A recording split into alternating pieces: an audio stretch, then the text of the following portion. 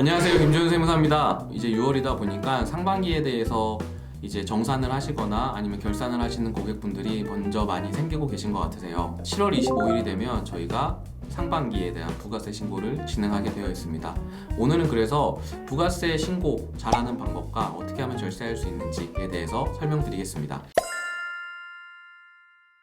부가세 신고는 굉장히 중요합니다. 부가세 신고는 소득세나 법인세를 결정하는 가장 기초적인 자료가 되기 때문에 여러분들께서 꼭 부가세를 잘 챙기셔야 됩니다. 또한 부가가치세는 저희가 신고를 잘못을 하게 되면 가산세를 납부를 해야 돼요. 그 가산세 같은 경우에는 저희가 세금에 대해서 납부하는 게 아니라 부가가치세에 대한 가산세는 일반적으로 매출액에 그 가산세를 내게 돼 있기 때문에 여러분들께서도 부가세 신고를 굉장히 신경 쓰시면 좋을 것 같습니다. 부가세는 결국 저희가 매출을 한 부분에서 10%를 곱하면 이제 거기에 대한 세액이 나오게 되고 매입세액을 차감해서 납부하는 구조입니다. 그러다 보니까 내가 얼마를 내야 되는지, 얼마를 납부를 해야 되는지를 결국 이 사업적인 목적과 사업적인 목적이 아닌 부분으로 구분돼서 신고를 할 수밖에 없습니다. 저희가 통제할 수 없는 부분은 매출에 대한 부분이겠죠. 장사가 잘 돼서 세금을 많이 내야 되는 걸 속상해 하시는 대표님은 없을 거라고 생각해요. 도리어 장사가 안 되실 때 이제 문제가 되는 거긴 하겠지만, 그렇다면 저희가 집중을 해서 확인을 해야 되는 부분은 바로 매입세액입니다. 공제받을 수 있는 항목이 어떠한 부분이 있는지를 많이 챙겨보셔야 된다라고 말씀드리고 싶습니다. 그럼 어떤 걸 우리가 공제받을 수 있냐? 궁금하시잖아요. 네. 부가가치세법에서는 이제 공제받지 못하는 항목이 나열되어 있습니다. 설명드려 볼게요. 첫 번째, 비영업용 소형 승용차, 그냥 차량 유지비라고 보시면 좋을 것 같아요. 물어보니까 법인에서 차량을 뽑아서 법인 부가세 공제도 받고 비용 처리도 받고 하는데 나도 이 차 사면 되지 않나? 간혹 이제 대표님들이 연락 오세요. 김세무사 나 지금 뭐 포르쉐 매장 와 있는데 나 이거 2억짜리 사면 부가세 공제 받을 수 있나? 이런 질문을 실제로 하십니다.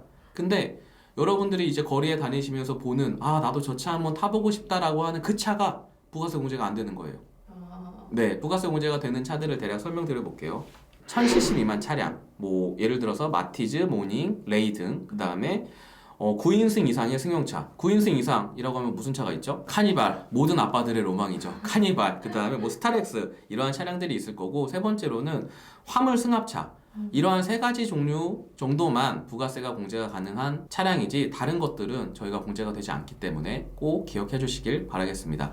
두 번째로는 우리가 사업적인 목적, 그러니까 저희가 사업을 하기 위해서 비용을 쓰긴 하지만 접대 성격을 가지고 있는 비용들이 있어요. 뭐 예를 들어서 저희가 뭐 식사를 하신다든지 뭐 여러 가지 비용이 있을 텐데 거기에 대한 비용들은 저희가 또 부가세 공제가 되지 않습니다. 세 번째, 사업과 관련 없는 지출. 제일 많이 이제 하시는 게 가사경비죠. 가사경비.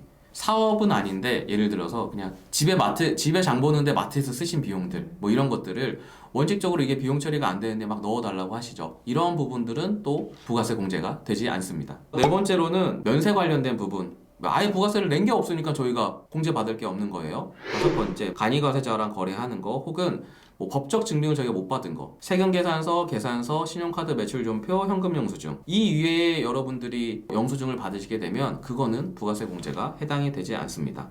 근데 어떤 세무사는 내가 그냥 신용카드 쓰면 알아서 다 해주는데 어떤 세무사는 뭐 이렇게 다 그냥 자동으로 되는 거 아니야? 라고 생각을 하시는 분이 계시긴 하겠지만 결국 부가가치세를 대표님이 비용을 누구랑 함께 썼는지 어떠한 목적으로 썼는지를 담당 세무사나 담당 직원은 알지 못합니다. 대표님이 직접 체크를 하시고 확인을 해주셔야 저희가 부가세를 절세할 수 있다라는 사실을 꼭 잊지 마셨으면 좋겠습니다. 저희가 부가가치세 공제를 조금 팁을 드릴게요. 팁을 드린다라고 하면 첫 번째, 대표님이 쓰시는 사업용 신용카드를 꼭 홈택스에 등록해 주시길 바라겠습니다.